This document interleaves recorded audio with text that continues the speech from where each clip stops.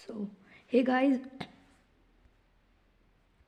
Welcome back to this new video. आज की video में हम डिस्कस करने वाले हैं alternating current chapter. Without wasting a time let's start the video. सबसे पहले एसी क्या होता है? एसी वो होता है जो कि अपना डायरेक्शन चेंज करता है एक regular interval of time. DC मतलब डायरेक्ट, वो मतलब डायरेक्ट। अब आप सोचते हो अब ये भी डीसी है पर ये भी डीसी है। क्यों? क्योंकि ये सिर्फ अपनी एक ही डायरेक्शन में मतलब ऊपर वाली डायरेक्शन में ही है, नीचे वाली डायरेक्शन में नहीं है। एसी क्या है? रेगुलर इंटरवल, प्लस माइनस, तो ये अपनी डायरेक्शन को चेंज कर रहा है।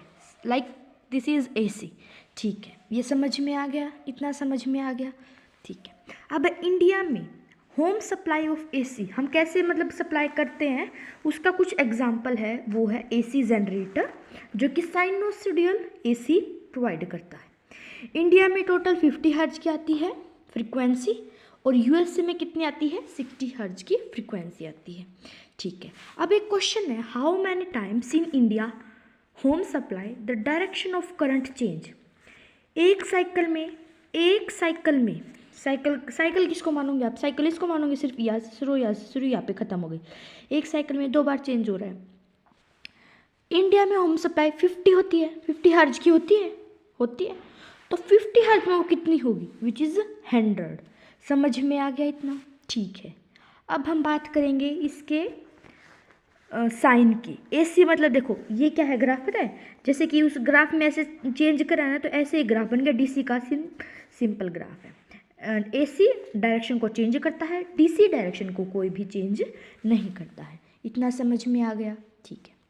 अब हम क्वेश्चन के बारे में बात करेंगे। कुछ क्वेश्चन है, क्वेश्चन मैं आपको बताती हूँ। जैसे कि हमने ना वेव वाले चैप्टर में मैं आपको करवाऊंगी 11th में। उसमें क्या है कि टाइम की वैल्यू दे रखी है, मतलब एंगल पे टाइम की वैल्यू क्या क्या होगी। तो मैं आपको अभी लिख के बता देती हूँ। जब 0 डिग्री एंगल होगा तो टाइम की वैल्यू होगी टी। 90 डिग्री पे टाइम की वैल्यू होगी t/4। 180 पे होगी t/2। 270 पे होगी 3t/4 एंड 360 डिग्री पे होगी हमारी टी। यहाँ पे 0 होगी, 0 डिग्री पे 0। इतना समझ में आया? इस टाइम से हम अपनी सभी वैल्यूज़ को निकाल सकते हैं। अब मैं आपको एक क्वेश्चन दिखाती हूँ। क्वेश्चन कैसे करना, क्वेश्चन समझ में आएगा। ठीक है। अब आप ये याद रखो कि जो IRMS अभी तक तो आप ये याद रखो, हम आगे पढ़ेंगे। IRMS की वैल्यू कितनी होती है? IRMS की वैल्यू कितनी होती है? I0/√2। ठीक है। अब IRMS की अगर हमें टाइम पूछे कि मतलब यहाँ पे कितना है, तो 1/√2। इसमें हम ना मेन देखो हम कैसे लेके चलते हैं, I0 साइन ओमेगा टी ऐसे करके चलते हैं ना। साइन कब 1/√2 होता है? 45 डिग्री पे। 45 डिग्री पे कितनी वैल्यू होती है? Which is t/8। अगर हम इसको ना पाई के टर्म में लिखे, इट्स π/4 ओमेगा। इतना समझ में आ गया? इतना समझ में आ गया सबको? ठीक है। ठीक है। अब हम नेक्स्ट बात करते हैं कुछ एसी की फुल साइकिल में, हाफ साइकिल में उनकी अलग अलग वैल्यू क्या होती है। अगर हमें एवरेज रिप्रेजेंट करना है तो हम आप ऐसे आगे पीछे 2 ब्रैकेट में लगा देंगे। फुल साइकिल में जो एवरेज होता है वो होता है 0। कितना होता है? 0। सभी के कंपोनेंट, चाहे वो साइन ओमेगा टी हो, कोस ओमेगा टी हो, साइन 2 ओमेगा टी हो या फिर कोस 2 ओमेगा टी हो, सबके क्या हो जाएंगे? 0। फुल साइकिल में 0। अगर बात करें हाफ साइकिल की तो साइन ओमेगा टी की वैल्यू कितनी होती है? एवरेज साइन ओमेगा टी की 2/π। यहाँ पे कोस ओमेगा टी की वैल्यू कितनी होती है? 0। कितनी होती है? 0। और अगर मैं साइन स्क्वायर के बारे में बात करूँ ना, इसमें क्या था? Sine 2 omega. इसमें क्या है? साइन स्क्वायर में फुल साइकिल में इसकी वैल्यू 0 नहीं होती। कितनी होती है? हाफ। कितनी होती है? हाफ। एक बार फिर से रिवाइज करते हैं। मैंने क्या बोला? फुल साइकिल में चाहे वो साइन ओमेगा टी हो, कोस ओमेगा टी हो, साइन 2 ओमेगा टी हो, कोस 2 ओमेगा टी हो, सबकी वैल्यू कितनी होती है? 0। हाफ साइकिल में साइन ओमेगा टी की वैल्यू कितनी होती है? 2/π। कोस ओमेगा टी यहाँ पे कितना होता है? 0। कितनी होती है? 2/π। Cos omega T 0। अगर हम साइन स्क्वायर के बारे में बात करें, किस में? फुल साइकिल में, तो उसमें कितनी वैल्यू होती है? हाफ। इतना समझ में आ गया, इतना चमका सबको कॉन्सेप्ट, ठीक है। अब हमें एवरेज करंट निकालना है। हमने करंट इलेक्ट्रिसिटी वाले चैप्टर में भी पढ़ा। एवरेज कैसे निकालेंगे? टोटल चार्ज अपॉन में total time, I is equal to D Q by D T. D Q by D T क्या है? इसके स्लोप से क्या निकलेगा? हमारा करंट। अगर हमें चार्ज निकालना है तो उसके एरिया से क्या निकलेगा? हमारा आई डी टी के एरिया से क्या निकलेगा? हमारा चार्ज। ये कंसेप्ट हमने करंट इलेक्ट्रिसिटी में भी बहुत अच्छे डिटेल से पढ़ा है, ठीक है। अब हमें फुल साइकिल में आई एवरेज कितना था? 0। बिल्कुल सेम दिस कंसेप्ट, बिल्कुल सेम, कोई हार्ड नहीं है। अब हाफ साइकिल में कितनी वैल्यू थी? हाफ साइकिल में उसकी कितनी वैल्यू थी? 2/π। इसकी वैल्यू होती है 0.63। कितनी होती है? 0.63। फुल साइकिल में 0। सिंपल, कोई हार्ड कंसेप्ट नहीं है, ठीक है। अब हमें root mean square, root means के मतलब रूट कर दो फिर उनका स्क्वेयर कर दो, आप उनमें सभी का एवरेज। वैल्यू कितनी है? I0/√2, it's 0.707। इसकी कितनी थी? 0.63 विच इज़ 2I/π, इट्स 0.707। इतना समझ में आ गया, इतना समझ में आ गया, ठीक है। वैल्यू कितनी है? IRMS is equal to I0/√2, ठीक है। अगर हम इसे VRMS तो सिंपल V0/√2। एवरेज कितना था? 2V/π, ठीक है। होम सप्लाई में हमारा कितना होता है? 220 वोल्ट की होती है। क्या होती है? हमारी एवरेज सप्लाई होती है इतने 220 वोल्ट। अब है फॉर्म फैक्टर मतलब कि एक अलग ही फॉर्म बना रखी है उसने। किस की फॉर्म बना रखी है? IRMS की फॉर्म बना रखी है, आई एवरेज की फॉर्म बना रखी है। IRMS की वैल्यू कितनी है? I0/√2। आई एवरेज की वैल्यू कितनी है? 2I/π। तो इसका आंसर मतलब आप इसको सोल्व करोगे तो कितनी आ जाएगी फॉर्म फैक्टर की वैल्यू? 1.11, ठीक है। इतना समझ में आ गया। ये JEE का PYQ है। अब हम कुछ नोट्स के बारे में बात करें हैं। एवरेज वैल्यू क्या देगी? Charge flow. The RMS value किससे रिलेटेड है? हीट प्रोड्यूस्ड क्या होता है? H is equal to I²RT, ठीक है। इतना समझ में आ गया, ठीक है। अभी तक मेन चैप्टर जो है हमारा स्टार्ट हुआ नहीं है। अब हम बात करते हैं कुछ एग्जाम्पल्स की, ठीक है। एवरेज वैल्यू है ना, एवरेज वैल्यू में आप याद रखो, एवरेज वैल्यू में क्या था? साइन के कंपोनेंट है ना, सारे ज़ीरो थे। साइन के कंपोनेंट कुछ भी हो सारे ज़ीरो थे। 0 से T मतलब पूरा फुल साइकिल एवरेज 0 थी। तो फिर जो हमारे साइन के साथ जो टर्म होगी ना वो भी 0 हो जाएगी। वैल्यू बचेगी सिर्फ 3, ठीक है। वही अगर इसकी हाफ में बात करें, 0 से 2/2 गया है, आई एवरेज बताओ, तो 3 प्लस जो साइन के साथ कंपोनेंट है उसको 2/π से कर देंगे तो आंसर आ जाएगा हमारा 3 + 8/π। ये सबको समझ में आ गया, ठीक है। अब देखो जैसे कि हमें स्क्वायर में दे रखी है, IRMS से पूछ रखा है, तो इसमें क्या था? सिंपल, इसमें क्या था? रूट कर देंगे 3 प्लस जो साइन के साथ है उसका बाय में 2, उसके बाय में 2, पूरे के बाय में 2 नहीं, उसके बाय में 2 कर देंगे हम। इतना समझ में आ गया, ठीक है। अब हम बात करेंगे, नेक्स्ट हम बात करेंगे मेजरमेंट ऑफ AC के बारे में कि AC कैसे कैसे मेज़र करी जा सकती है। नॉर्मल एमीटर क्या मेज़र करता है? DC को मेज़र करता है, AC को मेज़र वो नहीं करता।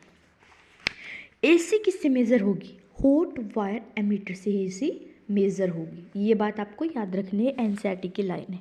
किससे मेज़र होगी? हॉट वायर से। क्यों? क्योंकि उनका डिवीज़न जो गैप है आपस में, उनका जो डिवीज़न गैप है आपस में वो कांस्टेंट नहीं होता, कांस्टेंट वो नहीं होता, ठीक है। अब चैप्टर स्टार्ट होता है यहाँ से, मेन यहाँ से भी है पर यहाँ से ज़्यादा इम्पोर्टेंट वाला पार्ट स्टार्ट है। क्या है कि AC को हमने रजिस्टर के साथ कनेक्ट किया, इंडक्टर के साथ कनेक्ट किया एंड कैपेसिटर के साथ कनेक्ट किया, तो उसकी क्या क्या रेंज आएगी? वो किससे लीड कर रहा है, वो किससे लैग कर रहा है।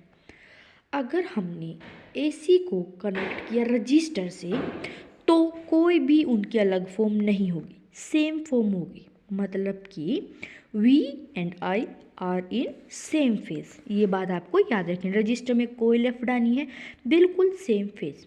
I is equal to V by R, Ohm's law से सिंपल। वी क्या है, V R M S by R, ठीक है। अब यहाँ पे ये हम बना, यहाँ पे है हमारा अलग से डायग्राम, और ये क्या हमारा फेजर डायग्राम। सेम फेज में है, फेजर मतलब फेज दिखाते हैं सेम फेज में, एक ही फेज में। यहाँ पे वैल्यू मैक्सिमम मिनिमम एक ही सेम टाइम पे अटेन हो रही है। यहाँ पे वोल्टेज थोड़ी मतलब आगे नहीं करेंगे हम, लीड लैग नहीं करेंगे, बराबर बिल्कुल सेम ही, जैसे ये जा रहा है वैसे ये जा रहा है, कोई अलग नहीं है, कोई भी इसके अलग से ना, ये ऊपर से बिल्कुल सेम, कोई भी लफड़ा नहीं, ठीक है। यहाँ पे पावर होती है, पावर यहाँ पे ज़ीरो नहीं होती, विच इज़ वी आई, ठीक है। अब हमने कनेक्ट किया कैपेसिटर से, कैपेसिटर से जब हमने कनेक्ट किया तो हमने देखा कि इसमें करंट लीड कर रहा है वोल्टेज को by the angle of pi by 2 which is 90 degree. क्या कर रहा है, लीड कर रहा है, ठीक है, लीड कर रहा है वोल्टेज करंट, तो मतलब वोल्टेज लैग कर रही है, बात समझ में आई। सेम कॉन्सेप्ट, अगर करंट लीड कर रहा है तो वोल्टेज लैग कर रही है, ठीक है। अब देखो दो ग्राफ है, एक तो सिंपल तो ये आपने पढ़ लिया, दो ग्राफ है, एक ग्राफ है हमारा ऐसे करके कुछ, दूसरा ग्राफ है हमारा नीचे से आएगा। अब कैपेसिटर में सिंपल करंट लीड कर है, कोई भी वैल्यू कोस वगैरह का कोई झमेटा है ही नहीं, माइनस में कोई वैल्यू है ही नहीं, तो इसमें हम ऊपर से स्टार्ट करें, कैपेसिटर कैपेसिटर कैपेसिटर, ठीक है। पावर एवरेज इसमें क्या होती है, ज़ीरो। अब हमने फेजर डायग्राम बनाओगे तो आप देख सकते हो कि करंट लीड कर रहा है पाई बाय 2 के एंगल से, ठीक है, वोल्टेज लैग कर रही है। समझ में आ गया, हाँ जी समझ में आ गया। अब यहाँ पे ये इम्पोर्टेंट टर्म है, क्या है, कैपेसिटिव रिएक्टेंस क्या होता है, I is equal to V by R, R होता है, यहाँ पे हमने आर मान लिया, रिएक्टेंस मतलब एक्सी, एक्सी की ये इंपॉर्टेंट रिलेशन है, क्या है, XC is equal to 1 by omega C which is equal to 1 by 2 pi F C. मतलब कि अगर मैंने ओमेगा को डबल किया तो एक्सी क्या हो जाएगा, हाफ, क्यों, क्योंकि ये इन्वर्सली प्रोपोर्शनल है, ठीक है। कैपेसिटिव रिएक्टेंस क्या है, एक टाइप की, एक रजिस्टेंस जो ऑफर की है कैपेसिटर। इतना समझ में आ गया, सबको आ गया, ठीक है, ठीक है। एक बार मैं फिर से आपको रिवाइज करवाती हूँ, यहाँ एक बार हम इंडक्टर को रिवाइज कर लेते हैं, ठीक है। अब है हमारा इंडक्टर, इंडक्टर क्या है, इंडक्टर क्या है हमारा, इंडक्टर में करंट लैग कर रहा है और वोल्टेज लीड कर रही है। क्या बोला मैंने, कैपेसिटिव में क्या था, करंट लीड कर रहा था, यहाँ क्या कर रहा है, करंट लैग कर रहा है, current lag by the angle of pi by 2 90 degree, ठीक है। इसका रिएक्टेंस भी होता है, जैसे कैपेसिटिव रिएक्टेंस का था वैसे ही इंडक्टिव रिएक्टेंस भी होता है, ये डायरेक्टली प्रोपोर्शनल है ओमेगा की, XL is equal to omega L which is equal to 2 pi F L, ठीक है, ठीक है। अब यहाँ पे वो क्या कर रहा है, लीड कर रहा है, कोस omega T which is minus का कोस ओमेगा टी, तो ये नीचे से कोस का ग्राफ ऊपर से ऐसे पॉजिटिव में, नीचे से वह नेगेटिव में, ठीक है। फेजर डायग्राम आप देख लो, देख लो, करंट लैग कर रहा है, वोल्टेज लीड कर रही है, ठीक है, ठीक है। यहाँ पे भी जो पावर एवरेज होती है वो कितनी होती है, ज़ीरो होती है। समझ में आ गया, इतना समझ में आ गया, ठीक है। अब आती है बात वाटलेस करंट। वाटलेस करंट में रेजिस्टेंस का कोई भी काम नहीं होता, काम किसका होता है, काम किसका होता है, वोट, मतलब कि हमारे पीसी में, हमारा जो पीसी होता है उसमें कितनी वाट है, मतलब मैं आपको ट्रिक बता रही हूँ, पीसी में कितनी वाट है, मतलब कि ये सिर्फ purely capacitive, purely inductive circuit में यूज़ होता है, कोई भी ये पावर कंज्यूम नहीं करता, कौन नहीं करता, वोटलेस करंट नहीं करता, ठीक है। अब कुछ वेरिएशन है रिएक्टेंस की फ्रीक्वेंसी के साथ, ये ग्राफ रट्टाबाजी का ग्राफ नहीं है, मैं आपको समझाती हूँ, जस्ट वेट, ठीक है। हमने क्या देखा कि कुछ, हमने इसके बीच में ग्राफ बनाया, हमने बनाया रिएक्टेंस के बीच में एंड ओमेगा के बीच में, हमने देखा रेजिस्टेंस का तो कोई वो सिंपल कोई लफड़ा ही नहीं है, तो वो कांस्टेंट है, सिंपल। ठीक है, फिर हमने बात करी थी कैपेसिटी में। कैपेसिटी में हमने क्या बात करी, x is equal to 1/ω/c, तो ये इन्वर्सली प्रोपोर्शनल है। फिर हमने बात करी इंडक्टर की। क्या था inductor, XL is equal to omega which is directly proportional. क्या है ये, इंडक्टर है। समझ में आ गया इतना? ठीक है, तो देखो इससे ग्राफ बन गया। क्या है, रेजिस्टेंस कांस्टेंट है, एक्सएल के डायरेक्ट प्रोपोर्शनल, एक्स के inversely proportional. R is independent of omega, कोई भी इस पे डिपेंड नहीं है। ठीक है, अब देखो high pass and low pass filter के बारे में हम बात करेंगे। हाई पास फिल्टर क्या होता है, लो पास फिल्टर क्या होता है। ठीक है,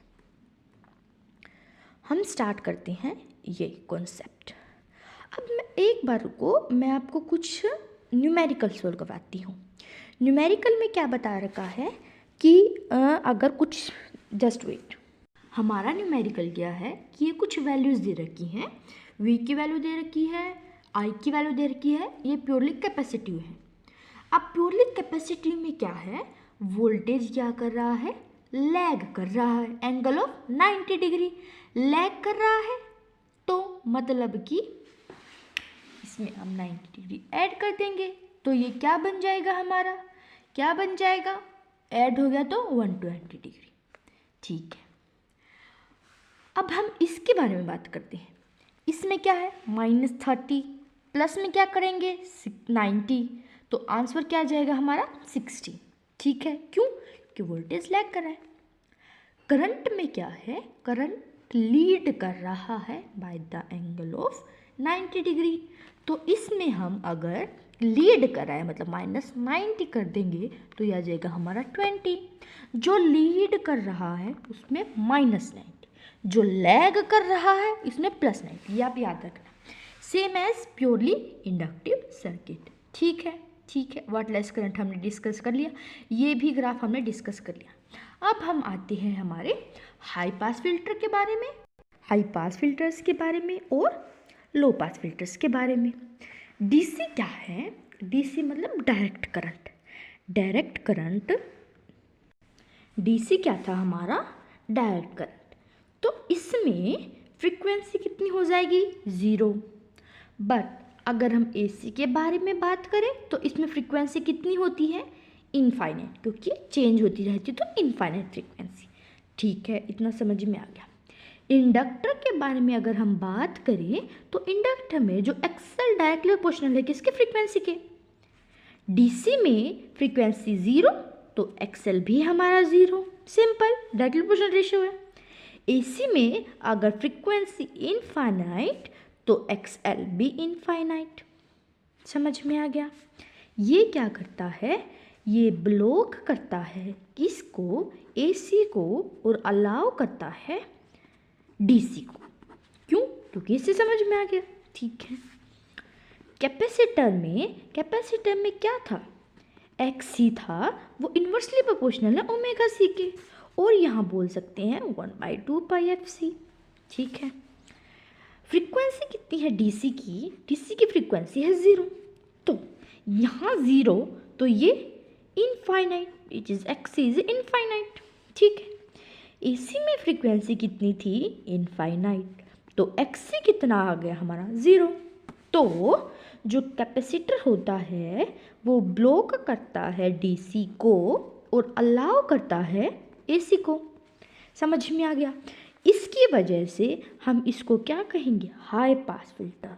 क्या कहेंगे, हाई पास फिल्टर। जल्दी से क्विक रिकैप करते हैं, देखो BCD, मैं आपको ट्रिक बता दूँ, BCD ब्लॉक करता है कैपेसिटर डीसी को, BCD ब्लॉक करता है डीसी को। हाई पास CH होता है, चंडीगढ़ होता है CH, तो CA कैपेसिटर मतलब हाई पास फिल्टर। अगर आपको ये समझ में ना आए तो आप रट्टा भी मार सकते हो। ठीक है, समझ में आ गया। अब आता है हमारा important part which is series LCR circuit. LCR मतलब इसमें हमने तीनों ऐड कर दिए, कौन कौन, रेजिस्टेंस भी ऐड कर दिया, इंडक्टर भी ऐड कर दिया एंड कैपेसिटर भी ऐड कर दिया। यहाँ पे सपोज करो VL है, VC है एंड VR है। इसमें क्या है, वोल्टेज है कि किसी एक इंस्टेंट पे वोल्टेज दे रखी है। अब हम इनको कांट ऐड डायरेक्टली नहीं कर सकते, तो हम इनको वेक्टर से ऐड कर सकते हैं। डायरेक्टली ऐड हम इसको ऐड नहीं कर सकते, तो वेक्टर से हम इसको क्या करेंगे, ऐड करेंगे। ठीक है, ठीक है। अब L का ग्राफ ये है, बताओ, ये हो गया एक्सल। एक्सल नीचे क्यों, inversely proportional. XL directly proportional, X inversely proportional, तो ये नीचे आ जाएगा। L dominate, capacitor dominate. अगर L डोमिनेट करेगा तो VL भी ज़्यादा होगा, कैपेसिटिव डोमिनेट करेगा तो कैपेसिटिव ज़्यादा होगा। तो VL माइनस VC, ये तो VR आएगा, बीच में क्या है इसका मतलब उसका रेजिस्टेंट मतलब रिजल्टेंट। तो यहाँ पे क्या वोल्टेज लीड कर रही है पाई एंगल से, यहाँ पे करंट लीड कर रहा है, ये नीचे आएगा ग्राफ, मैंने उल्टा बना दिया, पे नीचे आएगा ग्राफ। ठीक है, समझ में आ गया इतना। अब देखो यहाँ पे डोमिनेट क्या कर रहा है, L डोमिनेट कर रहा है तो VL की वैल्यू ज़्यादा होगी, मतलब कि XL की वैल्यू ज़्यादा होगी। तो इनका ग्राफ देखो, XL माइनस XC, Z क्या है, इम्पिडेंस। Z मतलब एक टाइप का जो वेक्टर में क्या था हमारा रिजल्टेंट, तो इसमें क्या है Z इम्पिडेंस। तो XL minus XC root XC plus R, voltage lead कर रहा है, करंट लैग कर रहा है। tan phi मतलब XL minus XC by R, इनका angle same as that. Capacitor में नीचे क्योंकि इन्वर्सली प्रोपोर्शनल है, ये सिंपल आ जाएगा, बिल्कुल इसी की तरह से हो जाए। इसमें करंट लीड कर रहा है, वोल्टेज लैग करी है। अब है इम्पीडेंस। इम्पीडेंस मतलब net resistance of series. Impedance होता है सब का मिला के कितना उसने डेंस दिया, कितना उसने इम्पीडेंस दिया, विच इज Z। ठीक है, इतना हमें समझ में आ गया। अब क्वेश्चन देखो, एक वोल्टेज है, फेज डिफरेंस पूछ रखा है, tan phi की वैल्यू निकालेंगे, XL minus XC by R। XL की वैल्यू रखिए 3, रेजिस्टेंस की वैल्यू भी रखिए 3, tan phi होता है 1। tan phi 1 कब होता है, 45 डिग्री पे होता है। ठीक है, 45 डिग्री मतलब सेम 45 बराबर हो जाएगा इनका, तो इनका आंसर निकालेंगे 3√2 विच इज़ पाई बाय 4। इससे हमारा आंसर आ जाएगा। ठीक है, ठीक है, इतना समझ में आ गया। वही राम कहानी दे रखी है। अब हम बात करेंगे, देखो वोल्टलेस करंट का क्वेश्चन आया है 2022 में। अब हम बात करेंगे पावर कंज्यूम्ड। पावर कंज्यूम कितनी हुई है, उनमें हमने पावर कंज्यूम्ड पढ़ा जो कि था नॉर्मल, जो कि हमने एक एक करके पढ़ा था। अब हम इसमें क्या पढ़ रहे हैं, power consume in series LCR circuit.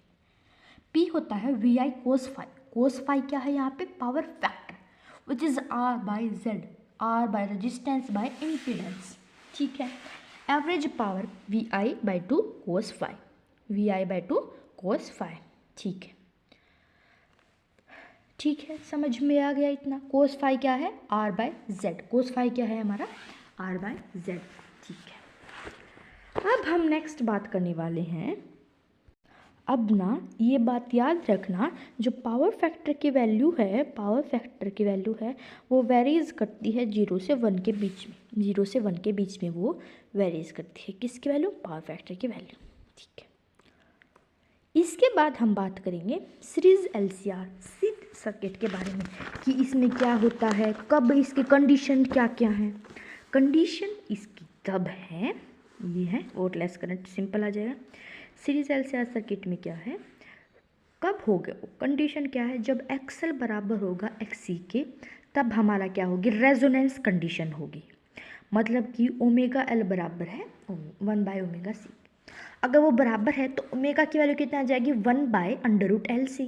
Frequency 1/2π√LC, resonant frequency. यहाँ पे Z मिनिमम होता है, करंट मैक्सिमम होता है। करंट हमें मैक्सिमम चाहिए होता है, और Z क्या होता है, इम्पीडेंस क्या होता है, मिनिमम होता है। समझ में आ गया इतना, समझ में आ गया। ठीक है, ग्राफ देखो, ये करंट मैक्सिमम का, करंट मैक्सिमम इधर, और अगर हम इम्पीडेंस की बात करें तो वो मिनिमम, लाइक दैट, ये ऐसे हो जाएगा, ऐसे करके यहाँ पे Z क्या है, मिनिमम है। ये है हमारा रेजोनेंस। ये किस में यूज़ होता है, रेडियो की ट्यूनिंग में यूज़ होता है। अब है कुछ कॉन्सेप्ट बैंड विड्थ का। बैंड विड्थ क्या है, सपोज करो मैं आपको दिखाती हूँ, यहाँ पे लिख रखा है मैंने बैंड विड्थ के बारे में, इतना इतना नहीं लिख रखा मैंने, मैं आपको दिखाती हूँ। ठीक है, बैंडविड्थ मतलब कि सपोज करो कि हमारा जो चैनल है, हमारा कोई भी चैनल मान लो, आप कलर्स मान लो, उसकी रेंज किसके बीच में है 9 to 2.5, इसकी बीच वाली रेंज इतनी और मैक्सिमम इतनी ही है। मैक्सिमम मतलब अपर साइड का बैंड, मिनिमम मतलब लोअर साइड का बैंड, बीच वाली मतलब omega R which is bandwidth. अब करंट का ग्राफ यहाँ पे था, यहाँ पे क्या है, पावर है मैक्सिमम, बीच में क्या है, पावर है मैक्सिमम, क्यों, इट्स P/2, ठीक है, हाफ है। तो ये हो गया हमारा लो साइड बैंड, ये हो गया हमारा अपर साइड बैंड, बीच में ओमेगा आर। पावर होती है यहाँ पे, याद रखना P/2 होती है। अब दोनों का हम बैंडविड्थ निकालेंगे तो इट्स 2 ओमेगा, क्या आ जाएगी 2 ओमेगा। जितना ज़्यादा शार्प होगा उतना ज़्यादा अच्छा है, जितना ज़्यादा ब्रॉड, जितना ज़्यादा फैला हुआ होगा उतना ज़्यादा अच्छा नहीं है, ठीक है। अब देखना इसका कुछ फॉर्मूला है, फॉर्मूला क्या है, ये इंपॉर्टेंट है, क्वालिटी फैक्टर, कितनी उसकी quality, Q is equal to Q of quality factor, omega R by bandwidth, omega frequency by bandwidth, उसकी कितनी बैंडविड्थ है। इसको बैंडविड्थ को हम कैसे लिख सकते हैं, 2 ओमेगा, इससे आ गया हमारा bandwidth omega by 2 omega. Omega क्या है, R by L, R by L, तो इससे आ जाएगा omega L by R, omega L by R. तो सोल्व करेंगे तो क्या जाएगा 1 by R under root L by C. याद रखो क्या बोला मैंने, 1 बाय आर अंडर रूट में L by C, 1 by R under root में एल बाई सी, ठीक है। अब हमने कुछ इस पे ही न्यूमेरिकल्स बता रखे हैं इसने। अब हम बात करेंगे चोक कॉइल की। चोक कॉइल क्या होता है, it is used to control the current in circuit, बिना पावर को कंज्यूम करे ये क्या करता है, डिटेक्ट करता है। चोक कॉइल इंडक्टर में यूज होता है, कैपेसिटर में भी हम इसको यूज कर सकते हैं, सेम एज वोल्टलेस करंट। वोल्टलेस करंट में भी प्योरली कैपेसिटिव, प्योरली इंडक्टिव, इसमें भी इंडक्टर इसी के बारे में बात कर रखी है। A capacitor of suitable capacitance can be used in AC circuit in phase of choke coil, बात सही है। A capacitor block DC and allow AC, ये एक्सप्लेनेशन इसकी नहीं है, BCD मैंने याद कराया था ना। अब बात आती है हमारी ट्रांसफार्मर की। ट्रांसफार्मर क्या करता है, स्टेप अप करता है, स्टेप डाउन करता है वोल्टेज को, ठीक है, स्टेप अप और स्टेप डाउन। किस पे बेस है, म्यूचुअल इंडक्टेंस पे बेस है। Whenever क्या था म्यूचुअल इंडक्टेंस, हमने EMI में पढ़ा था, क्या था, if there is a change in current in primary coil then there is the induced EMF in the secondary coil, ठीक है, डन, समझ में आ गया। अब इसके कुछ कंस्ट्रक्शन के बारे में बात करते हैं। यहाँ पे हमारे प्राइमरी इनपुट है which is EP, NP, IP, N is the number of turns, E is the EMF, I is the current. इधर क्या है हमारा सेकेंडरी, हमने कोयल लगाया है, ये क्या है, लोड योर आउटपुट रेजिस्टेंस। बीच में हमने क्या लगाया है, यहाँ पे सॉफ्ट आयरन की लगाई है, जिसका म्यू सबसे ज़्यादा हो, एनर्जी लॉस को सबसे कम करे। अब आप ये याद रखो, नी क्या बोला मैंने आपको, क्या याद रखना है, नी घुटना होता है ना, नी, ऐसे ही नी मतलब ये इनकी वैल्यू रहेगी ऐसी सेम, बिल्कुल सेम साइन अपन में NS/ES, बट करंट की वैल्यू इसमें बराबर नहीं होती। करंट यहाँ पे क्या होता है, सेकेंडरी का, यहाँ पे होता है प्राइमरी का, लाइक दैट, ये वाला इधर वाला, ठीक है। अब हम क्या बात करेंगे, स्टेप अप की।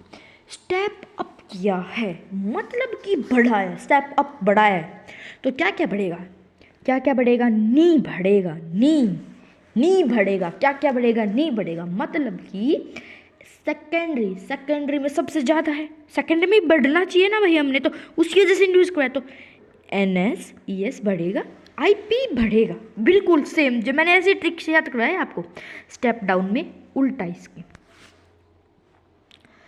Whatever we gain in voltage we lose in current, कोई भी हमने गेन किया वो किस में लॉस हो जाएगा, करंट में।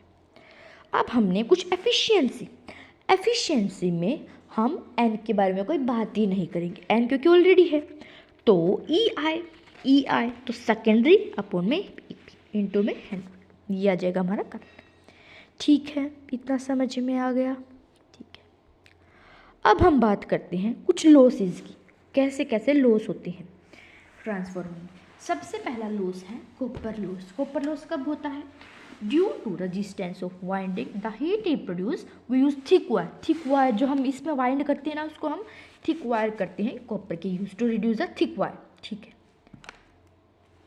अब है iron loss. Iron loss due to eddy current been produce in the soft iron core, जो हमने इसके अंदर डाली है, heat is produce to reduce its laminated core use करेंगे। कॉपर लॉस में क्या करेंगे? थिक वायर, कॉपर के वायर होते हैं तो उसके related thick wire. Iron loss में क्या करेंगे? हम उसको लैमिनेशन करते हैं ना आयरन का, तो ऐसे ही लैमिनेटेड कोर यूज करेंगे। फ्लक्स लॉस में क्या करेंगे? We mount both core single vertical plane में, हम इसको क्या कर देंगे? माउंट कर देंगे फ्लक्स में। हिस्टेरिस में due to repeated magnetisation they will be magnetic flux, they will be more energy loss. अगला क्या है? मैग्नेस्ट्रो, मतलब कि आवाज़ से कुछ रिलेटेड। ठीक है, अब है हमारा एलसी ओसिलेशन, ये कुछ एक्स्ट्रा ही है। एनर्जी की वैल्यू क्या थी? हाफ एल आई स्क्वेयर या क्यू स्क्वेयर बाय 2c। अब हम इसमें ml होता है, क्या था ml? लेटेंट हीट था, Q is equal to ml।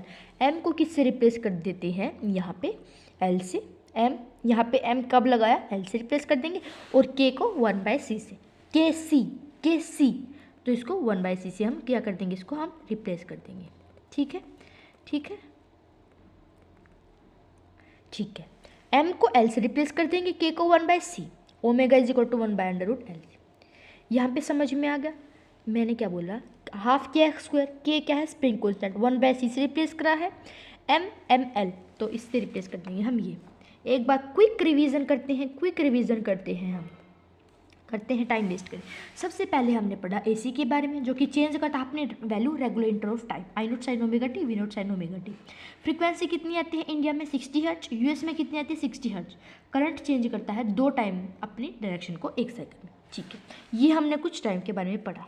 फिर है हमारा एवरेज करंट क्या है? टोटल चार्ज अपॉन में total time, IRMS I0/√2।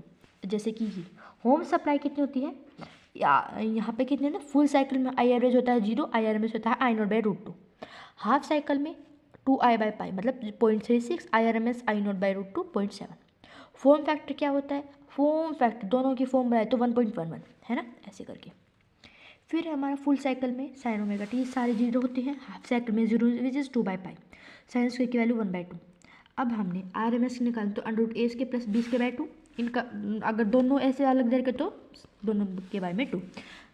Normal ammeter DC major करता है, AC मेजर नहीं करता। तो AC मेजर करने के लिए हम क्या यूज़ करते हैं? Hot wire ammeter. क्या करता है? हीट पे बेस होता है। If nothing mentioned assume RMS value, अगर कोई भी नहीं वैल्यू दे के तो RMS वैल्यू हम मेजर करेंगे। प्योरली कैपेसिटर में क्या था? सेम फेज में था, कोई भी डिफरेंट फेज नहीं है, like that, same phase. Power maximum होती है, ये इन दोनों में पावर 0 होती है। इंडक्टिव में क्या था? वोल्टेज लीड करी है, करंट लैग करा है, voltage lead current lag. I is equal to directly proportional है, एक्सेल के डायरेक्टली प्रोपोर्शनल है, ओमेगा एल। ये क्या था? इन मतलब माइनस का कोसमेट तो नीचे से स्टार्ट हुआ, सेम में फेज में पावर 0 होती है। कैपेसिटी में करंट लीड करता है, इन्वर्स प्रोपोर्शनल है ओमेगा सी के, तो ये ऊपर से स्टार्ट मतलब ऐसे करके, और ये आपका फिजिक डायग्राम हो गया। फिर है प्योरली कैपेसिटिव। प्योरली कैपेसिटिव इसमें कितना होता है? वोल्टलेस करंट होता है। कैपेसिटर क्या होता है? BCD ब्लॉक करता है DC को। इंडक्टर क्या करता है? अलाउ करता है DC को। कैपेसिटर हाई पास फिल्टर, ये लो पास फिल्टर, ये ग्राफ हमने डिस्कस कर लिया।